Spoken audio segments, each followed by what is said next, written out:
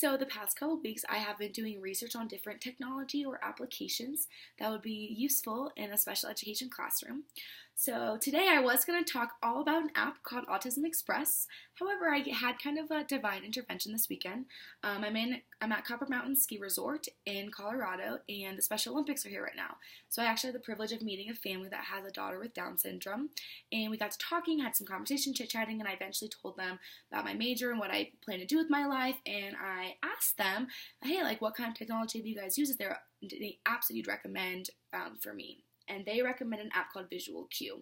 Visual Cue is a free app that uses popular visual tools for communication with nonverbal students or even just students that are more visual learners. It really hits a target of working with schedules and working with counting up and down and that kind of thing, just to allow students to accomplish something, which I think is really cool.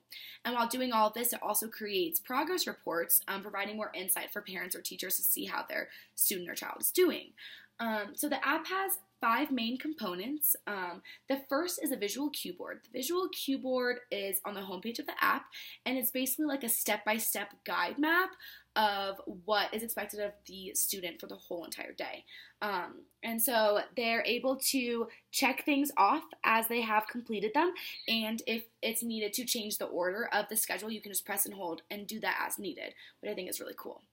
Another component of this app is something called First Then, and First Then kind of is focusing on cause and result. It lets the student know what is going to happen after they accomplish one thing, or in other words, it kind of shows the first image as a condition for the second one. So I actually made this example of, okay, well, first we have to brush our teeth and then we can watch TV.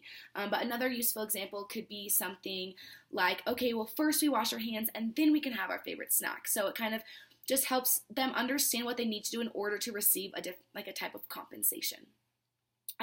Another component of this app is tokens. Tokens actually uses counting up and down.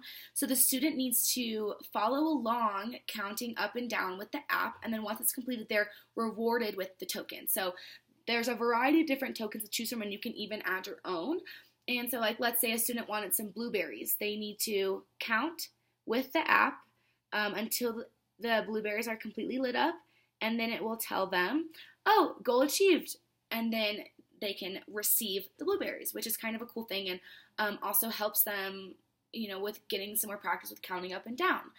And then another really cool thing that this app does is it kind of breaks down schedules even more than just the visual scheduler that it provides on the homepage.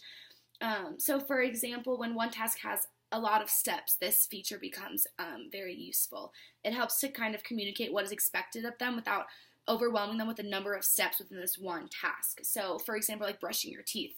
With brushing your teeth, you have to brush your teeth, and then you have to do the top, and then the other side, the bottom, the other side. You have to spit and rinse and everything like that. So it kind of gives a step-by-step of that, and it also provides, you can put timers on it, and you can they can click and pause the schedule if they need some more time completing one component of it. So I think that this app is honestly really cool, and I really enjoy that it's free.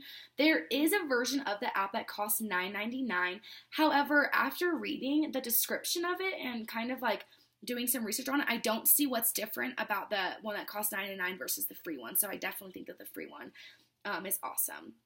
And then just from looking at reviews of the app, not only did I get a good recommendation from somebody, but I also saw a lot of 4- and 5-star reviews, and someone even said, I like this app as I am an individual with Asperger's syndrome. I do well with visual schedules and visual prompts. I love the count up feature. It motivates me to do my chores so I can buy things I want without just going on spending sprees. I also like the visual schedule and being able to check things off when I'm done. However, there are some drawbacks, and he goes to explain that there's some glitches in it, like when you go back to the home page from the visual schedule and then reopen it, it goes back to the beginning of the schedule instead of keeping those things checked off.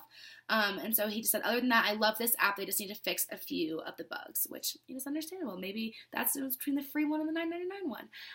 However, I could definitely see myself utilizing this app in my classroom, and I think that it has a lot of